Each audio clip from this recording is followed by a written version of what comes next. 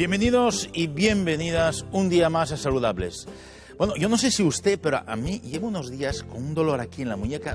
Me preocupa un poco. Así que don Pedro López, presidente del Colegio de Fisioterapeutas de Asturias, ¿puede ser algo relacionado con el túnel carpiano? Puede ser, puede ser. Bueno, eso lo veremos luego, Pedro. Así que no te muevas mucho de ahí porque, bueno, me preocupa, ¿eh? Y a mucha gente que está en casa seguramente también. Muy bien.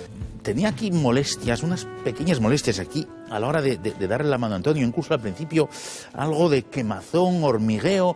Vamos a hablar con el fisioterapeuta Pedro López, presidente del Colegio de Fisioterapeutas de Asturias.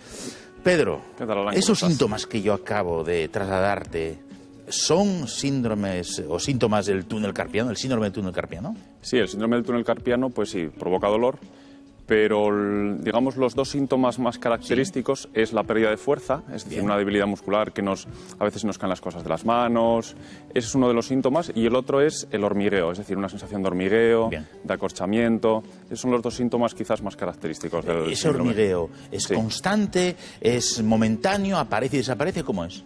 Generalmente suele ser bastante constante, aumenta, pero suele ser un hormigueo bastante constante. Realmente el síndrome del túnel carpiano es el atrapamiento de un nervio, y entonces el nervio mediano, que a veces no nos funciona todo lo bien que debería funcionar, pues es el que nos provoca esa sensación de hormigueo, acorchamiento y una sensación un poco desagradable.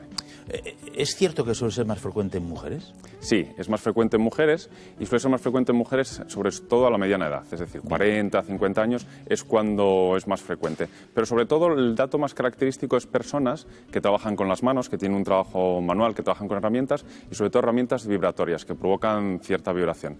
Eso es muy característico. Claro, acabas de hablar de un túnel, un sitio estrecho, de impactos repetidos, ¿Estamos hablando de una inflamación de algo que presiona el nervio? Exacto. Puede ser por muchos motivos, pero sobre todo suele ser un ligamento que tenemos ahí que presiona excesivamente el nervio mediano y sobre todo grasa. Alrededor de este tipo de nervios pues suele haber grasa un poco para protegerlos y ese exceso de grasa nos provoca esa compresión que hace que por ese túnel pues no vaya tan bien. Bien es cierto que genéticamente también hay personas que nacen con ese túnel un poco más pequeño de lo normal y entonces ese nervio pues no circula tan bien.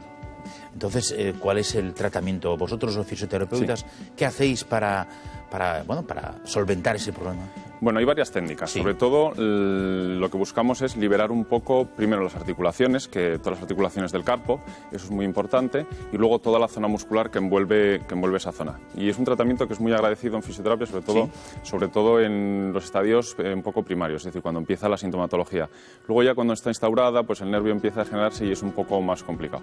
Sí, porque en la Universidad Rey Juan Carlos, los métodos que usáis los fisioterapeutas son tan eficaces como la cirugía. Llama un poco la atención eso, ¿no? Sí, ahí depende un poquitín, no todos los casos son iguales, ¿no? Pero obviamente lo importante es hacer un tratamiento lo más conservador posible, es decir, lo primero, acudir a un fisioterapeuta a ver si con las técnicas que utilizamos se puede solventar el problema, porque el tiempo a operarse no es que sea limitado, porque el nervio cuando se empieza a afectar hay un tiempo en el cual tenemos que trabajar, no se puede dejar, porque luego el nervio se puede llegar a generar.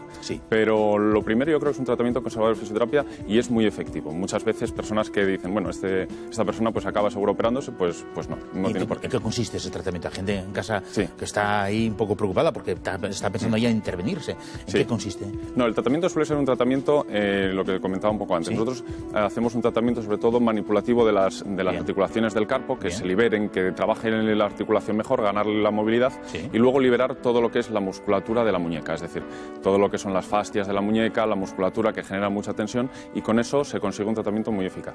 ¿Estáis viendo los fisioterapeutas que la gente acude más a vosotros por temas como esto, el síndrome del túnel carpiano, o la gente sigue pensando ya directamente en traumatólogo y cirugía? Sí, bueno, en España tenemos un poco esa visión un poco del asunto, es decir, primero el traumatólogo o el especialista de turno y lo que nos diga a misa. Pues yo creo que incluso los médicos deberían ser en eso más conservadores, es decir, tiempo a operar, pues entre comillas siempre hay, pero lo primero es un tratamiento conservador de fisioterapia, yo creo que es lo más indicado.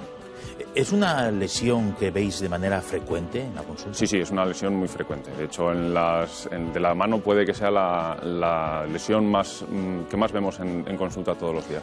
¿Qué podemos hacer para la gente que trabaja con esas máquinas y esos movimientos con impactos repetidos? Claro, cambiar de puesto de trabajo es muy difícil, ¿no? Es muy difícil, sí. ¿Qué recomendamos a esa gente? Bueno, hay muchas férulas de descarga que se utilizan para liberar un poco la mano, con lo cual estas personas que trabajan con movimientos vibratorios o con herramientas pesadas que tengan que hacer una prensa importante, pues sí, a lo mejor un tipo de férula que le descargue un poco la articulación, sí, porque de trabajo hoy en día cambiar no es tan fácil y un poco el mecanismo de producción de la lesión es este trabajo que no es muy correcto.